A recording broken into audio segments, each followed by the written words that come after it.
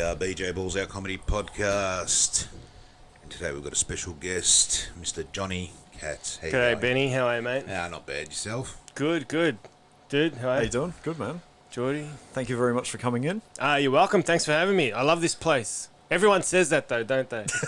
Yeah, they do. Yeah, they do. This wallpaper is just unreal. Thank you. I kind of realised the dark side of it the other day. Everyone's dead except for Billy Connolly. Yeah. You're joking. Yeah. I just ruined it for him. I'm sorry. I know. That was the whole... Well, let me cheer you up. Their material is exceptionally relevant. I just listened to Richard Pryor's live in concert bit. Mm-hmm. Yep. It's on Netflix. I think it was filmed in '76. That sounds about right, yeah. Yeah. Gave me goosebumps. Yeah? He did this bit on stage about choking a nigger as a cop. And he goes, so he's on stage and he's playing a white cop. Yeah. And he goes, oops, he's pretending to be the cop. He goes, oh, I think I broke him. Yep, I broke him. Can you break him? I think you can. It's on page 18 of the manual. Yep, look, you can break him. You can break him while choking him. How relevant is that? No. Isn't it frightening? Nothing's Yeah, changed. that's How good was Richard back in fucked. '76? Yeah. I love shit like that. I know it's dark, but the guy's speaking a truth that hasn't changed. It's still relevant today. Fucking nothing has changed in America. Nothing at all. That's how shit it is. Oh, America's fucked at the moment. I don't know why you'd want to go there. Orange lives don't matter. That's all I want to say. Fuck orange people. Specifically one in the fake bitches. Yeah. Yeah, and the ones that make chocolate in that factory. Fucking The Oompa Loompas. stand up for yourselves. You're getting paid fuck all. Not midgets, Oompa Loompas. Yeah, the there's oomps. a difference. Okay, can't say that anymore. Dwarves or whatever. Dwarves. Little people. Little people is even worse. How is. diminutive. Hey, little person. How do you know? Hey, I'm the CEO of this fucking company. Yeah, but you're still a little person. Fuck that. How do you know I'm little? I could be packing. Yeah. It's just, Exactly. Oh, what happened then? Sorry. Oh, there we go. Wrong one. There we go. Yeah, there we go. Back on. So how you been? I've been I've been bored. I've been horrifically bored. But I've been entertaining myself. Isolation is interesting. I haven't got a volleyball as a friend yet, but it's been fucking boring. I took mushrooms. That was fun. So that killed some time. How much time? Was it real time or Mushroom mushroom time? Mushroom time. So yeah, about 4 days. Oh, nice. And at one point in time, I was standing side on with the TV. Because you see how fucking bored I got in isolation. I'm standing side on to the TV with my cap on, chewing pretend gum, looking side on at the TV, looking at the sign interpreter during a news conference, pretending she was my baseball coach giving me a play. And I was a pitcher for the Yankees. And I had a screwed up toilet paper waterlogged and I was about to pitch it at my sink. And the cat's looking at me going, what the fuck are you doing? And then I explained to the cat, it's okay to take mushrooms. Actually, and this is I came to the conclusion that if men were taking mushrooms, if they legalized mushrooms during this period right now, how many less women would be calling up for domestic violence abuse? Heaps less. Because, am I making a point here? Yeah, you are. Yeah, go. Fucking eat some Everyone's mushrooms. bored, yeah. Eat some mushrooms and you'll be relaxed. Domestic abuse has gone through the roof while we're in lockdown, and it's because thugs are drinking and they're taking it out on their wives, which is awful. Eat a fucking mushroom and you'll calm the fuck down. Cops will be happy, no more complaints. I took mushrooms, the worst thing I did was walk around my living room and kiss my plants. I had a magic moment that I was living with plants that were like sustained, like photosynthesizing in front of me and converting sunlight into chemical energy. What a fucking profound moment. What an amazing, profound moment. And instead, how is that illegal? But going to Dan Murphy's and getting 3 slabs Yeah. is Yeah. legal. And then you become an arsehole and take out your shit existence on your loving partner. And yeah. Anyway, so yeah, wallpaper, comedy. Do I have a point? You do. You do. All I'm trying to do is work out the logic side of things. And then when I'm on stage, I'll try and find it funny. It's funny and very true at the same time. But, yeah, fuck. Yeah, people need to be less pieces of shit. They do. Like Trump. Yeah. Seriously. What the fuck? Get rid of him. But is it just Trump? This is what I was thinking about the other day, and I'm not backing Trump because he's a fucking idiot. But is it just Trump, or is it the whole administration? The whole of America. I think it's the whole country. Yeah, It's the whole country, absolutely, but he's got unequivocal powers. He's got powers to mobilize the military. That's a law that was enacted in 1806 or 1809. The president actually has a lot of fucking power. Yeah. Instead of claiming how he's going to start shooting, all he had to do was do a small press conference where he said, I'm orange, I'm not black, so I won't speak on behalf of black people, but I will organize the most powerful black people in Congress to set up a commission for systemic change down the backbone of this society. Every death in custody that is black will be thoroughly investigated by a commission that will be overseen and ran by the black congressmen and women of this great country. Yep. Full stop. Vote one Johnny Katz. That in itself Yeah. would have done so much to appease people. absolutely. But instead, he took the Bible and tear gassed his own people to do a photo op. Yeah, that was retarded. I mean, And he what held the did. Bible upside down with Lucifer going, fuck yeah, bitch. That's how you hold the fucking Bible. No, yeah. I don't know, just... What do you think? Country's a mess. It is, totally. Absolute fucking mess. But in the words of Bill Clinton, open your pussy. No, the other one, where he said, Come here, baby. he said there is nothing wrong with America that can't be fixed by what is right with America. So I don't know if that's just a sedative that helps him sleep at night, but maybe if there's any truth to that. I reckon that's a sedative. I reckon that's fucking bullshit. Yeah. Because this shit hasn't been... It's just not... They had Obama in there. Did fuck all. Yeah. No, well, he did fuck all. I mean, he could have changed the laws. Do you reckon this would have been happening if... Okay, let's say Obama got... What is it? Yeah. I can't keep up to date with their fucking terms or... But let's just say Obama's in power now. Do you reckon this should be happening? To the extent that it's happening? Like, This should have stopped fucking when Rodney King happened, man. That was in the Yeah. 90s, for God's sake. And that was like full on... A lot of people died there, you know what I mean? Like, it's just stupid. It's like... and then the looting part of it. That's the part I don't understand. It's I understand the looting to a degree. It's not right. No. But you've got all these people who don't have a support system that we have here, like Dole and JobKeeper, or the fuck it is, who live in the shittier parts of the country and they don't have anything. Yeah. And the Rolex shop is fucking such... Yeah, it's like... Jeez, that's like 40 grand in a pocket you could carry. Yeah. I don't know how they're going to sell them. But that's my point. How do you offload that? I don't know. You get what I I've mean? never Like, all stolen that sort of anything. shit. Yeah. Fair enough. If There'll you, be McDonald's workers wearing Rolexes that they bought for like Yeah. three grand or 2 grand. I get food. I get all that. If all the that shopping sort of centres shit. were Not a robbed problem. bare, like whatever the fuck. But they're walking into fucking Nike stores and Yeah. you know what I mean? Like there is a. I don't mind if you're fucking gonna loot food and what you need to survive. Yeah, I get that. But when you fucking, like you say, Rolex and fucking shit like that, that's just, I don't know. I mean, look, we're never going to work America out. And I said this a couple of podcasts back that this empire is fucked. Yeah. This is like every empire, it gets to a point where it's got to crumble.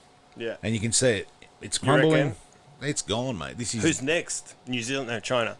Not New Zealand. No, I reckon Russia, mate. Russia's going to have the big power play next. Russia. No, New Zealand's like Switzerland now. They just can't do anything wrong. There's nobody there, mate. They all work here, for fuck's sake.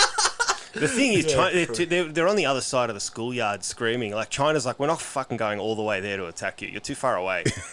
Unless we find a way of dragging New Zealand closer, you're safe where you are. You're too far away. Yeah, true. How could you hate shit on New Zealand? They're such lovely people. Yeah, probably It's such Chinese. a beautiful place. Chinese probably think New Zealand is a myth. It's like Lord of the Rings. It's like Middle Earth. It's not real. What, you mean people. people live there? They don't just shoot movies there? Yeah. Oh, God. God. They probably just got ripped off versions of Lord of the Rings anyway over there. My uncle used to send over DVDs whenever he went to China. They were never the same fucking movie. They're all remakes. It was brilliant. I was watching Parks. Oh, great. I had those too. I was watching Parks and Recreations last night, and there was a little scene in there when one of the guys I was just going through like clips and shit, and he's got up to the Buckingham Palace, And he's like, oh my God, I'm at Hogwarts. But shit, actually, speaking of London, shit's kicking up in London as well. Yeah. It's everywhere. It's everywhere. Right. But you'll see it today. I reckon it'll kick up here. Definitely. You reckon it'll kick up? Yes. Oh, I have faith Melbourne won't bash each other. Yeah, You reckon it? Oh God. And that's going to be some fucking right-wing fucking bloody, I don't know. Yeah, I know what you mean. They fan the flames of hatred. Yeah. Actually, yeah. You know? all it'll take is Pauline Hanson to give her 2 cents over Twitter or something, and It's retarded. something will happen. Who knows? Has she said anything about that? Well, she's too busy trying to open Queensland. Yeah, Yeah. yeah, pretty sure she's pushing that. But fuck knows, man. Like, the city was packed. Like, I don't have to go through the city, thank fuck, to get here. But like, the traffic was fucked. Ooh, So okay, yeah, something's- really. yeah, something's going on. Yeah. Well, yeah, but we're sort of the same. Australia's like, I mean, 73 when the white policy fucking changed, you know what I mean? The white Australian policy to allow people into this country. 73. Is that 73? Yeah, Yeah, right. What I found interesting about that policy was Broome was cut out yeah. and separated from the rest of Australia because Broome required Italians and Japanese to go pearl diving No, okay. because the Aussies couldn't do it. But Yeah, the Italians, yeah, because we know what's in the fucking water up there. yeah, That's why. because the Italians and Japanese were perfect or excellent at mining opals Yeah. and Really? pearls. Yeah. I didn't know that. So when they enacted the White Australia policy, they said accept Broome because the Japs and Itais are all right, mate. Wow. Yeah. I did not know that. Yeah. But you should go, I saw it when I went through Broome. It's a great place. It's a completely... Australia is uniform as you drive along the country, and then you get to Broome, and you're like, what is this place? It's like Chinese architecture, Italian heritage. Really? And then you read up on the history, and they had opium dens back in the day. And it was kind of Wild West-ish. And during the day, they would hunt for pearls and opals. And then at night, they would get high on opium and fucking rude whores. And That sounds alright. yeah, man, it's the Wild West of Oz. Apart from the saltwater crocodiles and great whites, that sounds pretty good. Yeah. Yeah, I don't know. I mean, I just reckon I could do that. we've got a lot to learn in this country, and we don't know anything about our Aboriginals. I mean, at school, what did you learn about Aboriginals? Oh, we did studies. How old are you? 30. That's good. I'm 44 and we learnt fucking nothing. So same if here. there's that gap between you and me, that's good. But quite frankly, they're not doing enough. No. They need to do a lot more. They have to, and you know, you see it, and it's fucked because it's like we don't give a shit. As in, it becomes that whole cultural because well, I'm a wog, so my parents came here with fucking absolutely nothing. So and they worked their asses off, but we copped it in the I didn't cop it, but they did. But then we became privileged, if you know what I mean. Yeah. Which is sad because it's like if you don't know your culture, Yeah. it's retarded. Like, you know, we know from our parents that was hard and all the rest of it, and you don't want to go back that way and all the rest of it. But we became so sort of privileged that we forgot about how hard it is. Yeah. And they copped it too. Fucking hell, my old man used to tell me, fucking, you fucking wog this, you wog that, and go out somewhere, try to punch on and all that sort of shit. And Fuck that. and all he wanted to do was just go out and have a drink, or, you know. And the problem was, you know, he knew a little bit of English. Mum knew fuck all. And they were just copping it in the arse because they were just hard-working people. And that happens all the time. And you see that. It's like, they, you know, not just Aboriginal, African, you know, Yeah. Chinese, bloody whatever, you know, Vietnamese, they came here. And every generation has that next people that come in and then cop it in the arse, you know what I mean? And we forgot about it as wogs. It was like, oh, these cunts are taking our jobs now. It's like, wait a minute. You were in that boat when you got here. You know, like when my old man got here, he copped it. And then he became a racist wog. And it's sad to see that because you sort Oh, of... yes and no, he's become Australian. It's a good transition. yeah, but yeah. Fucking wogs. Hang on. But you know what I'm You're trying to a say? real Aussie now, Dad. Well, but this is the thing. It's like you see them change, and they forgot about where they came from. Yeah. You know what I mean? And this is the thing. Like, you know, you really don't see a lot of Aboriginals in the city and that. You know what I mean? Like, very rare. No, you do. When like I went to Adelaide, Yeah. I feel there was much. I honestly don't know the numbers because I haven't looked it up. But me and my band toured there a couple of times, and you'd see a lot of Aboriginal people on the street. But Melbourne, not so much. But I don't go to the city that often, to be honest. Oh look, there's a bid in. I think it's Brunswick, down that way. Brunswick, Fitzroy Street or whatever it is. Not Fitzroy Street. Brunswick Street and Smith Street. I've seen a few through there, but not actually. I haven't seen. For me, it's not a predominant. You go, oh, this is their area. Or the further you go up north, though, like Sydney and Queensland and stuff, But with the educational side of things, though, like we had studies. I think what was that? It's called SOS or something like that. Social Economic Studies, what the fuck it was.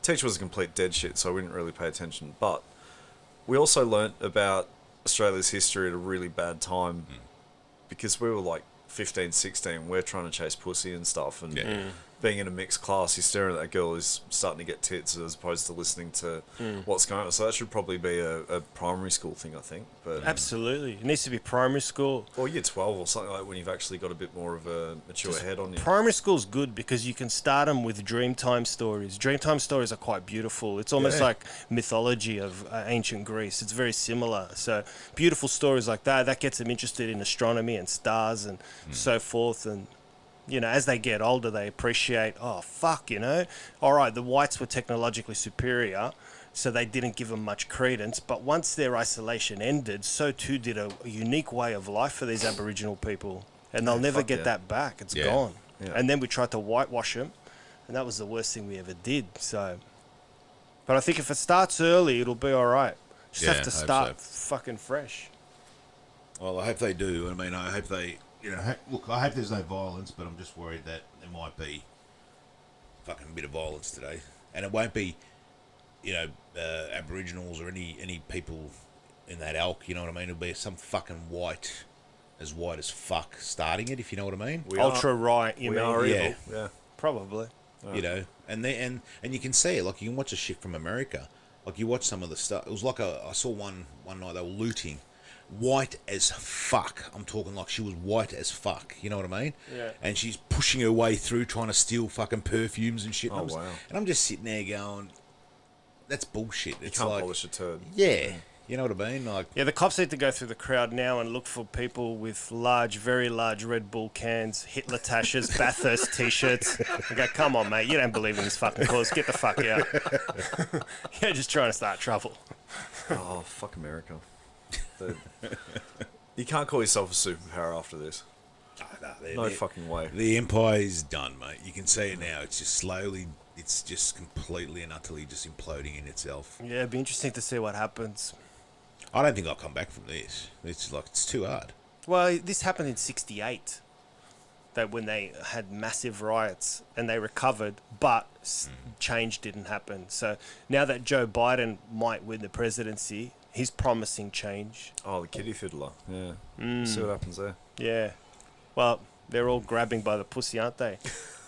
Clinton, him, Biden. They're all fuck. You have to be a sort of fucking twisted prick to enter politics, quite frankly. To want to control people, You have to be. There's something delusional. I think to be a politician, it should be bestowed upon you from a television audience or a vote like Australian Idol, but they search for politicians. People, no, I don't want to be a politician. No, bad luck. You have to. You're a fucking nice guy. You're level-headed. You're going to be up on that podium. Yeah, you work for the Salvos, so you're good, you're decent. You paid off your mortgage in record time, so you're good with money. We're sending you to Canberra. You fucking, come on. I fucking hate. No, you're going. We went through your hard drive. We didn't find anything. Your search history is flawless. Sweet. Yeah. That's it, man. But even that won't happen because it'll be the whole. It's a family thing. So it's generational. Like the old man, the grandfather, the great grandfather was in Parliament, and breeds, dynasties. Yeah, and it's bullshit. It's like even though it's a democracy. Yeah, democracy, my ass. There's no democracy. But then that's the sad thing about it, and they don't learn from that because they're living in a little ivory tower. They couldn't give a fuck what's going on.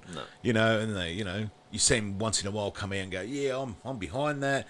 Well, fucking, sign it, get it through. Nah, not happening. I'm not going to vote for that.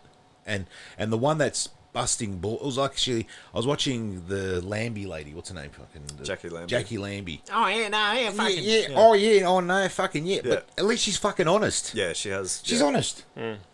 She like I saw an interview on ABC. She was honest. She needs a speech therapist. What But yeah, she does have some good points. she's got some great points, and you sort of sit there and you go, you listen to the voice, and you automatically your head goes to, nah, can't do it. You know what I mean? But you actually listen to her, and she's telling, she's talking the truth. Yeah, she does tell it how it is. And then you sort of sit there and go, the other guys are just talking shit. And they're just spinning. Like now they're backtracking with all the shit with, like our fucking, with all the, it's not a recession, but now we're in recession. Yeah.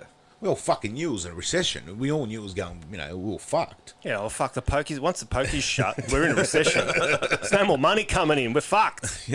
So... Should have put him on the space station. Yeah, man. I stand by that. If you know what that is, come and see my show live. Yeah, definitely come and see Johnny. But I'm not saying it here. No, that's a live thing. Now, comedy, when did you start? Yeah, How when did you did get you start? started? Fuck. I started 2001 September. No. 2001 July. So 20 years this year. Jeez. Very good. Yeah, long time. How'd you get into it? I think I've always wanted to say something funny in social settings, and I had an older brother, and he would drag me along to his mates, and I remember watching Delirious. I didn't understand Delirious from Eddie Murphy at the time, but all my brother's mates were like glued to the tally, and I realized you could hear a pin drop, and I just liked that power, I guess. And then I wanted to come along with my brother and his mates, and I started to like say quick things. I had to be quick because if I dragged on a sentence, my brother would backhand me. So that ferocious fear set forth the training mechanism to get to the joke fast. Sounds like Karate Kid or some shit. Yeah. So that was my wax on, wax off. But yeah, I think that's when I go back further enough. That's where I think it started. And then issues like my dad sexually assaulted me. No, he didn't. But sorry. Sorry.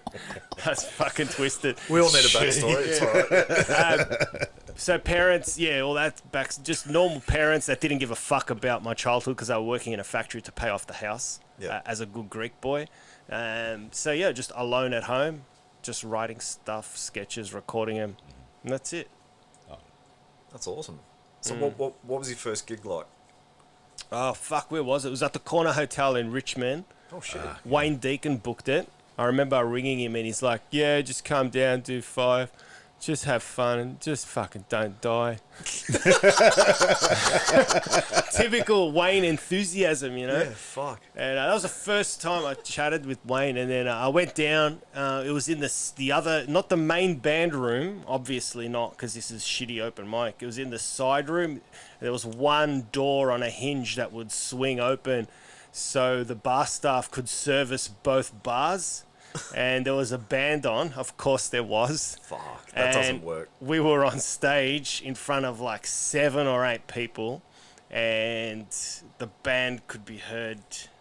And then the band would get louder when a bar staff would swing through the door to get glasses and shit.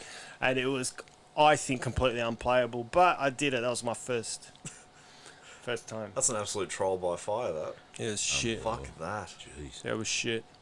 Have you done any world traveling with comedy or anything like that? around the Yeah, world?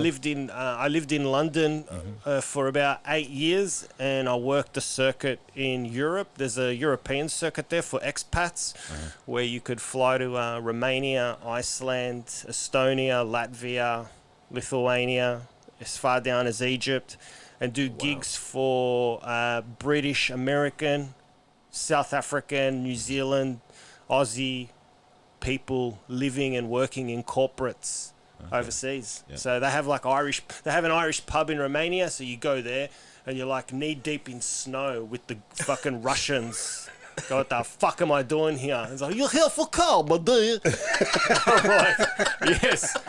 This is fucking ridiculous. I mean, 1990s Civics, like fucking these weird cars with big gear sticks driving through, fucking old ladies like on the side of the road with their fucking vegetables. What a weird place this fucking is, Romania. And then all of a sudden you see this Irish pub and you go in and it's like music, English music, American music, and all these people speaking English, drinking beer, drinking out of pint glasses, and yeah, you do stand up. It's great.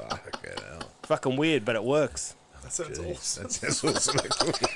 It was a lot of fun, man. It was a lot of fun. I ordered a soup and in Romania, and the soup came. It was a bread. It was a big bread roll. But the guts, it's like they go, we got no bowls left. And they go, what do you mean we got no bowls? We've got no fucking bowls. We'll just use the bread, scoop the fucking bread out, and pour the soup in the bread. And that's how they gave it to me. I'm like, no bowl? They go, no bowl. This is how you eat. And I go, you haven't got fucking plates and shit, haven't you? So you'd eat the soup and then you drink the soup and then eat the bread. It was fucking great. Was it good soup? Yeah, it was fucking awesome, man. It was great. Like, not this Aussie English shit soup like fucking get a bit of tomato like at the footy where you'd have tomato sauce from the fucking Aussies after a footy match. No, this was like thick soup with fucking bones and shit in there and big chunks of meat and big fucking potatoes that you could like rocks. Proper. Man, there's a fucking minus 20 degrees. They need a fucking meal. Fucking hell. Is there vodka in it? No, but you could get vodka. They had all this weird, like, I didn't know vodka was from potatoes. Yeah. So yeah, they had like a whole array, like a distillery where they could show us all these types of vodkas and shit that were from potatoes. Hey, buddy, I didn't know you got bouncer. Fuck. Yeah. Well done. How many people have made that joke? Fuck. No, you're the first. Really? It's fucking bouncer. Love your work, buddy. This is where you fucking retire. Pushing meth on the side in sunshine. Good on you, mate. He's a good dog. Yeah, he looks all right. Now, you're on radio for a bit. Tell us about that. Yeah, I was on radio for about 4 or 5 years. I did a night show with a girl called Jodie and a bloke called Bucko. It was a lot of fun, man. From an artistic perspective in terms of stand-up, it's not very free because as stand-ups, you can say whatever you like. Yeah.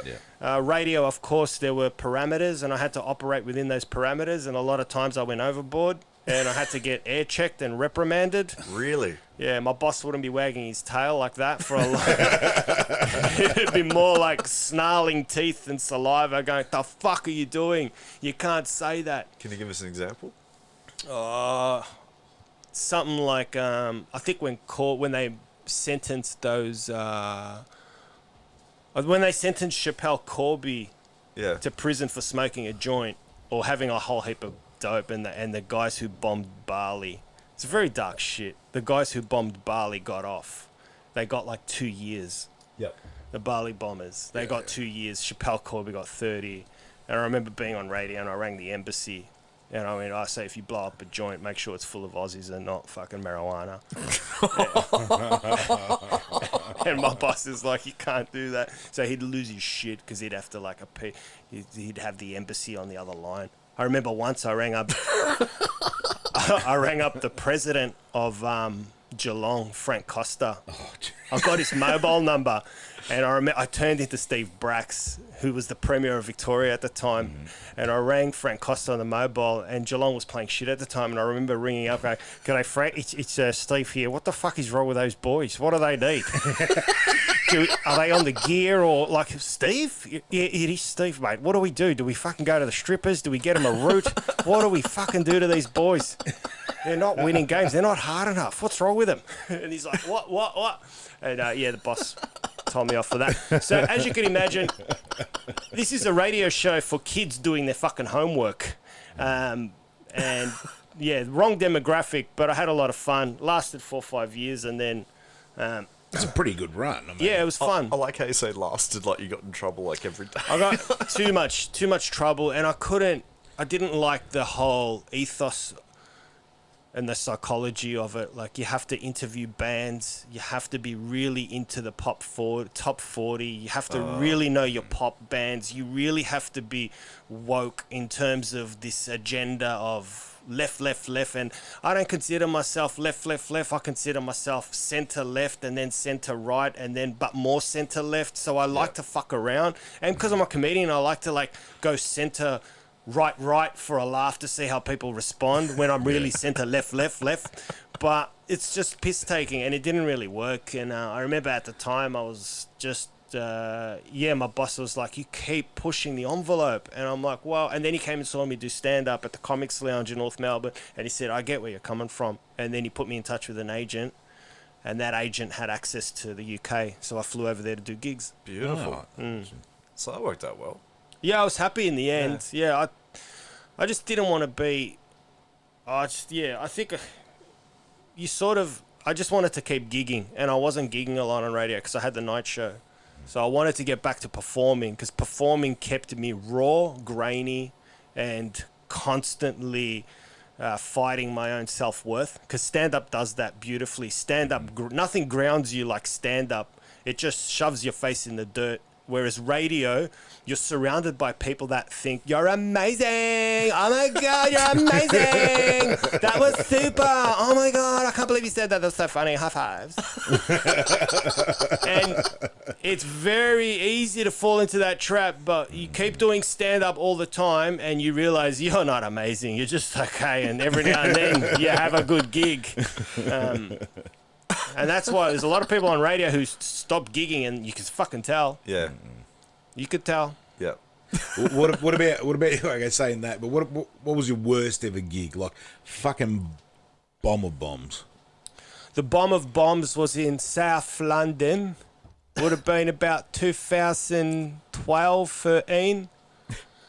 I was in I can't remember the place, but it just got off to a horrible start.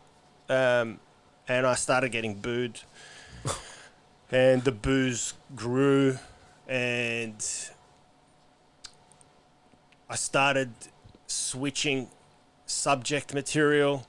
So what did you get booed? I mean, was it instantaneous? Was it you said a joke and it sort of? I didn't start right. It's like I hit it. I don't know how to describe it except for. I guess if, like, to give you an analogy, if you're a skater and you go down a half pipe, you hit the pipe perfectly. You know you're in the groove. You're good.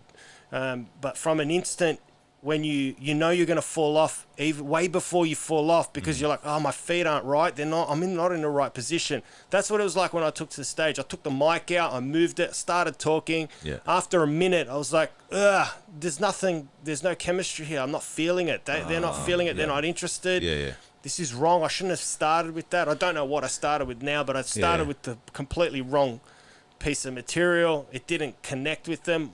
By minute 3, I had no laughs. By minute 4, a little bit of a boo. By minute 5, panic mode set in. I was starting a joke and not finishing it, going to the next joke. So all they got was setups. So I was doing setups with no material. And I panicked, and then they booed me, and I fucked off. Then the other worst gig I did was in Bournemouth. Because I was there for 8-9 years. That's the place where I really went deep with my stand-up, and I got booed off stage. But it wasn't my fault. There were guys in the toilet beforehand doing coke. And I went, hey! And I went, yeah, happy fucking days! Right? And I went, have fun, boys. They even shouted me a line, and I'm like, no, I got to work. Fucking thank you very much. But afterwards... And I'm like, I got to work. So I went on stage, and stupid me, they were in the front row, and I went, hey, there you are, the boys, they did coke. And the security guard went, what fucking coke? Oh, shit. Yeah. And they just looked at me like, are you fucking serious? And then behind them was a row of girls for a hen's night that knew these guys, and the girls got up, and the girls were like, fucking coke, you fucking did coke, you fucking bastard. And then the guy in front screamed at me, he's going, you're a fucking asshole, mate. And then the girl behind him, it was her hen's night, she had a inflatable penis, right? And she just went bang towards me, and it hit me in the head. So I looked like a dick. Then I grabbed it, and no one has ever seen this in the UK because they're not Aussie. But I grabbed that cock and I pulled it side on and I torpedoed it. Fucking got onto a really good torp, and it went right for her, and it knocked her and her friend's drinks out of her hands. And then the security guard came over and he's like, you to the guys in the front, out now. And they're like, fuck you. It was so bad that security ushered me into the green room and kept me there while they got rid of the guys, and they escorted me back to my car at the end of the gig. But I did so bad that Dave Eastgate, a great Sydney act who was on after me, came on, and he had to change his nationality on the spot. And he cleared it with me beforehand. I said, bro, do what you got to do. He came on stage and someone goes, not a fucking another Aussie. And Dave Eastgate goes, I'm New Zealand. Don't lump me in with that shit. Pointing at me over there. And I'm like, he called me a shit. He did that. And I'm like in my head like Seinfeld going, he did that so good. He thinks I'm shit. Fucking hell. But Dave never seen me before, so Dave Eastgate was like, this guy's fucking awful. How come he's doing 20 minutes before me?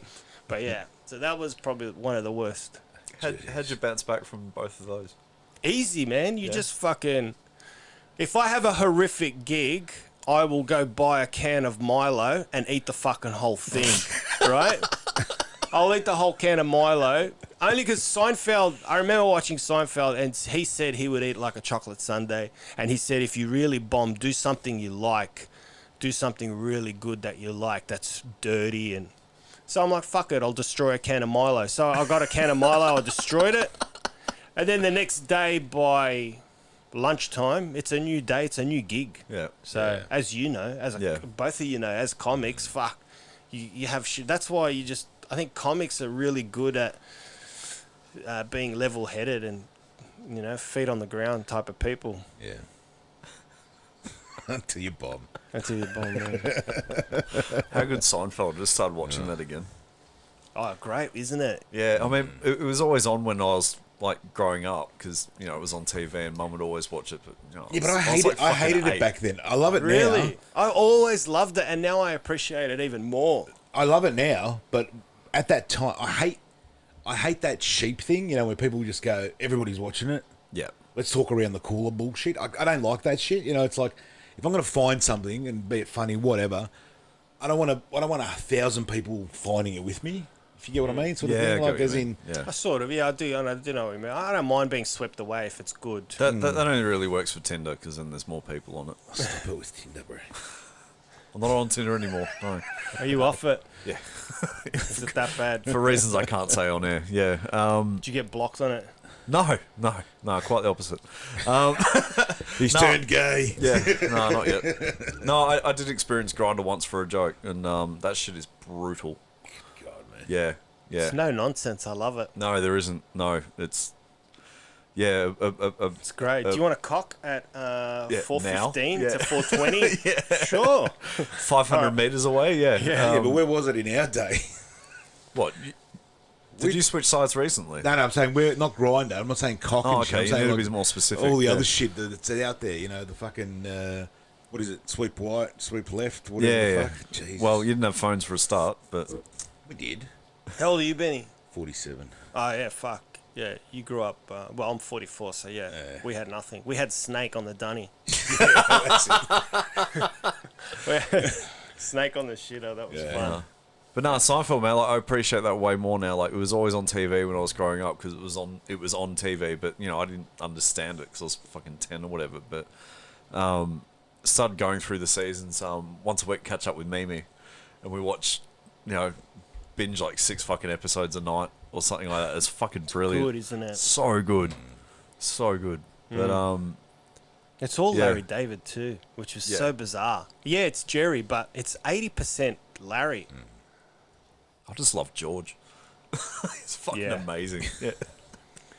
Who are your influences in comedy? Like, It's probably I'm very generic like that. I think just whoever you've got up on your wall. I mean, that's who I grew up with. It's just. I'm sorry to say this. It sounds so generic and bland, but I mean, I was a kid growing up in Coburg. My parents worked in a factory, so they just put me in front of the TV. I remember watching Exorcist when I was 6 because my dad. was like, motherfucker's not talking, leave him. At least I've got peace and quiet. Little did he know that I was fucking trembling out of my skin because I, at 6 years of age, thought Lucifer was real. Because all I ever knew was you go to Greek church and, there's God and there's the devil and then that's it. So I was like, Jesus Christ. And they spoke Greek in that movie. Jimmy, And I was like, Jesus Christ. So, but yeah, I was shoved in front of a TV, and what did we watch? American movies. So it was all these guys on the wall, And then it wasn't until I got older that I realised how deep Richard Pryor was, and then I read his story, his biography, and then George Carlin's, and then Lenny Bruce as well. I got Lenny Bruce on vinyl and listened back to him, and it's nothing out of the ordinary now. Now you look at it and go, it's just a shit open mic spot if it was now. Yeah. But back then it was, amazing. So what I learnt from them is just constantly try and be as honest as you can. And I have the opinion, if I'm as honest as I possibly can, then it's not racist and it's not homophobic, because underlyingly, I think on a fundamental level, I'm not those things. Yeah. No, you're not. So, but you do push the envelope sometimes, and that's why I love you as a comic. Well, yeah. Because you can just see the looks on the faces in the audience, like, the fuck's he saying? Yeah, that's the cool part of it. Like, Yeah, it's brilliant. It's awesome. It's I love to see shit like that. Yeah, it's fucking awesome. Yeah. And you do it so well. Yeah, you do. When it works, yeah. When it doesn't work, it can be fucking brutal. And when you started, was there a lot of open micers back then, like places to go to? Not like this, man. Now it's like it's hubba bubba right now. Everyone wants a piece of it. It's just crazy. It's the new fad. Everyone. I remember doing it in 2001. I wasn't even aware stand-up existed in Melbourne, believe it or not. I remember coming across. I knew I wanted to do it, and I didn't know how to do it. So I thought it's an American thing. It's never going to happen. Yeah. But then I saw Champagne Comedy. Yeah. On Channel 31, and I'm like, what the fuck is this? And then I watched it, and I'm like, these are Aussie guys. It was like Brad Oakes, Chris Bennett, Dave Grant, who at the time, Brad still to this day, were like at the peak of their, the top of the hill. I was like, fuck, these guys are amazing. And then it was like, oh, check us out in Armadale every Monday. And I go, I have to go. So I went down, and I remember walking in, and it was like, I just knew as soon as I walked in, I was like, fuck, man, I haven't had a pinger and I feel like I've walked into a club after dropping 3 pills. It just felt like the right place to be forever. That's awesome. And I was like, I've got to stay here. So I stayed, I watched the whole show, and then I signed up. And then, I started. One of the guys was really helpful. He's like, go cut your teeth at this venue, Richmond Corner Hotel, go do this room, and then you can come back to Armadale when you're a bit more practiced. Yeah. Go get 5. So I went out and got 5 and wrote that 5 down and rehearsed it, and then started doing that. Armadale. That's really good advice. Like, as opposed to just putting someone on the spot when they're not ready. Like that could be soul destroying if you put someone up. I think there's early. I think there's room. I don't know if anyone's like speaking. I don't know if Channel 31 still exists. I know they do. Yeah. But I think it could come back. It was called Champagne Comedy, but I do believe there can be a situation where once a month you have a live taping and you go live to air of a stand-up comedy night. Because what made it special was because it was live. Shit happened live and it was funny, and if it fucked up, it was even funnier. Yeah. I remember Champagne Comedy, but I wasn't old enough to know what the fuck was going on. But really, I was watching people, laugh, but I didn't get the jokes. Like, I'm way too young. But yeah, It was like the Big Gig. You remember the Big Gig? The Big Gig I remember, and one of my first exposures to stand-up was Hey Hey Saturday. I would always, now when I think back in my memory, I don't remember much from those early days except for tuning in, sitting down in front of the TV, turning it up to watch the stand-ups. And I didn't even know they were doing stand-up. It was just one guy talking to me, and I remember that, just really good jokes back in the day. Yeah, and you had like Rove and stuff, like you had your talk show, what do you call them? Yeah, talk shows. Yeah, we have talk shows. Yeah, like Rove, like Wayne House was on that. I remember seeing Wayne House we back had in the day. Vizard, Steve Vizard. Stubbsy would fill in on a Friday. Nights, yeah. It was great to see. Like that, they were the people you sort of grew up with, and you're watching, and you listen to Stubbsy on the radio, and you'd carry it over to, to the actual studio, which was awesome. It was like, It was fantastic, but I fear not, my friends, because I reckon it's going to fucking change. In the next 5 years, I think it's going to be an amazing situation that will be unfolding digitally on online platforms, because what's happening now is 5G is coming, and technology is coming down in price in terms of people being able to film in garages, anywhere, and go live with good quality. So in a few years' time, you'll be able to use some basic technology that you purchased, go online and stream with very good 5G quality into people's homes. So lots of shit's going to open up. Already people aren't really watching TV. No one sits down to randomly channel surf. It's very it's like rare. sport and people watch sport. And people are selective. yeah, but you're captured, 1 or 2 minutes. So you always, because when we watched TV back in the day, you'd sort of go, okay, I'm watching this, you know what I mean? So you'd have to watch that. You only had a few channels. There was none of these fucking Foxtel and shit. That came in later. Yeah. And then so you were so focused in watching whatever you were watching. Whereas now it's just constant bang, bang. Like, I could sit on my phone going, shit, go through all the funny shit and, and you sit there going, it's just bang, instant. But even when you're watching TV, like if it's like, before 10 o'clock, you're probably still texting someone or like you're not, your focus isn't. It's very rare, isn't it? You've got two screens going at least. Yeah. It's so weird, man. We're juggling at the very least two screens. I only watch something when like I'm going to bed. Like I'll put a movie on before I go to sleep and that's it. Like that's the only time I watch something. So I don't know how that's going to fare for anything being on TV at a certain time this night, 3 nights a week, whatever it is. You'd be constantly playing catch up, I think. But you're right about the technology side of things. I think that's going to be massive. I think it's going to be awesome. I swear, just awesome for comics. Awesome for comics like myself and others out there who enjoy just not pandering or not doing the PG stuff that Seinfeld does. Uncensored. Just really going for it. And Speaking of Seinfeld, what do you make of his material now as a comic? A few years behind. I know it's... because a lot of it's not funny. I'm just going to go out there and say it. The show's fucking brilliant, but his stand-up at the start is painful sometimes. Yeah, of course. I never really rated Seinfeld as a great stand-up.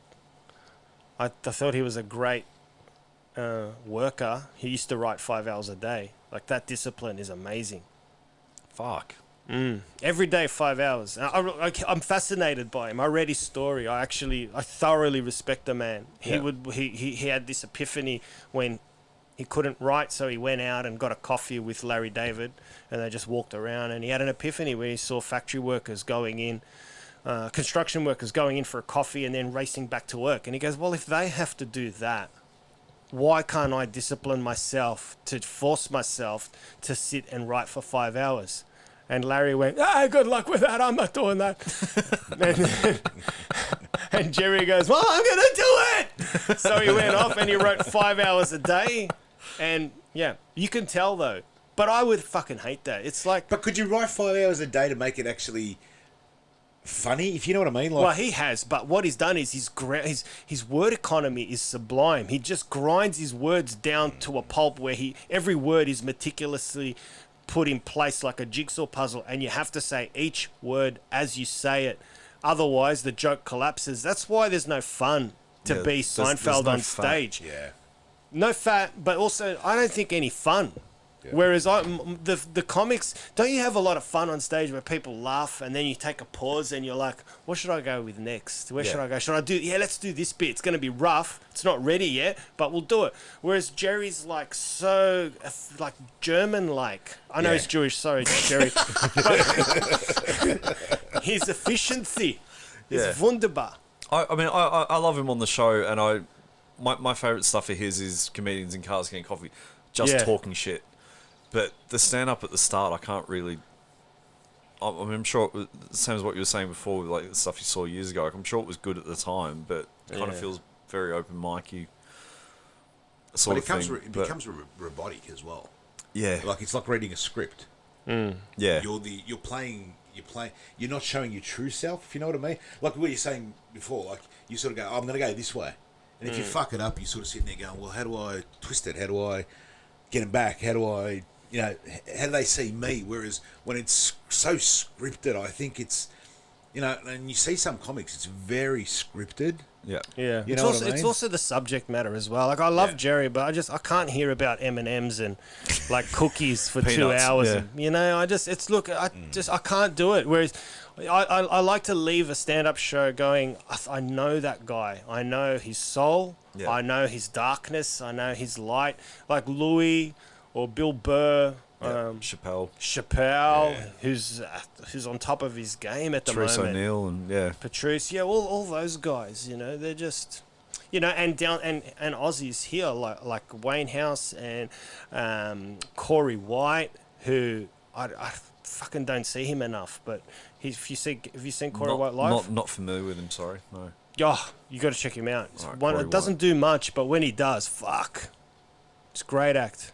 Very dark, but just soul searching, brilliant, Yeah. just revealing. That's the stand-up I like. And what's your process in writing? I mean, how do you go about finding your material and that sort of thing? Like you're saying, Seinfeld sits in front of the coffee shop and sees the guys coming in. What's your sort of process in all that? I think it's a mixture of things. I'll do a gig, and then I'll record the gig, and if I say something funny that I go off a beaten track, I'll listen back to it the next day. I might write it on a post-it note, then I'll put it on a whiteboard. I've got a couple of whiteboards that I constantly look at, and I'll write down a word, and then that word will trigger throughout the day. When I look at it, just paths. So I'll say them out loud in my apartment. Yep. I'll talk it through. I'll very rarely write something out unless I'm trying to find the logical thought process in it. Like, why is this a piece? Like, I pretend I'm talking to a judge and I'm on trial. Like I was telling you boys before about when I wrote a bit about mushrooms. Why do I like taking mushrooms and why should mushrooms be legal? I pretend I'm writing to convince a judge why they should be legal. And then I insert the joke. Yeah. So that's my writing process. Like I try and flesh ideas out so that afterwards, when someone says, "Oh, I like that joke, however, your point is a bit fucked up," that's I hate when that happens, because I like my point to be kind of impenetrable. Yeah. Like I just like it. I just like it when I'm coming from a position of absurd logic. Yeah. It's logical, but it's absurd. I like that. Yeah. I get a buzz from that. I want to jump in with a. I know exactly what you're talking about from the stuff I've seen of yours, but I don't want to say material on air. Like you're gonna have to go see Johnny Katz live, but. Well, yeah. The bit about gay porn, I get it now. It's just like, and you actually learn something when you see Johnny Katz live. So get down. the bit where I go, I don't care. I said the bit where I go, he's like, you can't separate him. Yeah. Yeah, because I talk about how they tried to ban gay marriage, and I'm like, you can't stop love. Like Shakespeare taught us that, and I saw gay porn, and it was full on. Like wild horses couldn't drag them apart. They were like rolling around, and it was like UFC with their dicks out. It was fucking immense, man. You telling me that they're gonna listen to some fat white cunt with a wig on going, "Stop it, it's horrible, it's against the law"? Pig's ass. They're going to fucking find each other and do what they want to do. So instead of going against the grain, we should empower these people and celebrate. But yeah, definitely get down to see Johnny if you get a chance. Yeah. No, my mates fucking love you. They came along to one of the nights that I had you on. I think Flemmo was there as well, and they love Flemmo. Yeah, he's Like, good. When's that dude on again with the red pants? I was like, red pants? What the fuck are you talking about? Oh, Flemmo. Yeah, like, yeah. When's he on? And you happen to be on that night as well. So, yeah. Please get down and see Johnny whenever you can. But, yeah, hopefully the gigs start again soon. And yeah, fingers crossed. Where are we? July? No, June 5th or June 6th? 5th, yeah. Yeah, hopefully not too long. And where do you see Fingers yourself crossed. in a couple of years? I mean, where's your... You see, like, In terms of comedy, comedy and that type of thing. I mean, just a bit just deeper. Deeper, more eloquent, more refined, more on the money. That's it. I don't care about fame. I don't care about posting stuff. I don't care about, like, you boys know, I don't have a social media presence at all. I don't care about those things. I just do it for the love of creating a body of work. Yeah. And I just want to keep chipping away and just keep chipping away and go deeper, and each year have something where I look back on and go, oh yeah, I like that bit. That still holds up today. I can use that. In terms of comedy, that's all I want to do.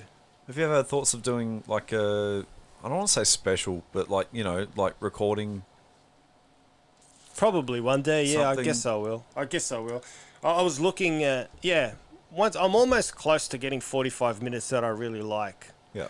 And then it's just a matter of approaching the Comics Lounge or Simon at King's or yourself and just filming some stuff and then putting it all together. And, you know, I've got friends that have the technical ability to help me out. So it's just a matter of... Oh, dude, doors always open if you're ready. Yeah, Fuck thanks, yeah. man. Fuck yeah. Yeah. Need to get Wayne House back to do his as well because the camera cut out. Yeah. Yeah. Shit. Not my doing.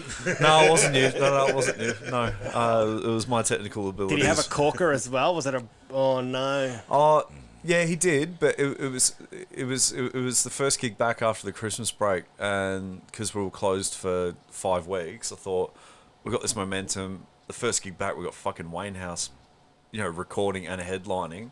This is gonna be fucking brilliant. We only got 15 in, so it was a bit sorry, dude. It's tough, man, but you just keep pushing, mate. Being a promoter in Melbourne is so hard. It's as hard saturated, as, man. It's saturated. But you got to put together. You got to keep going.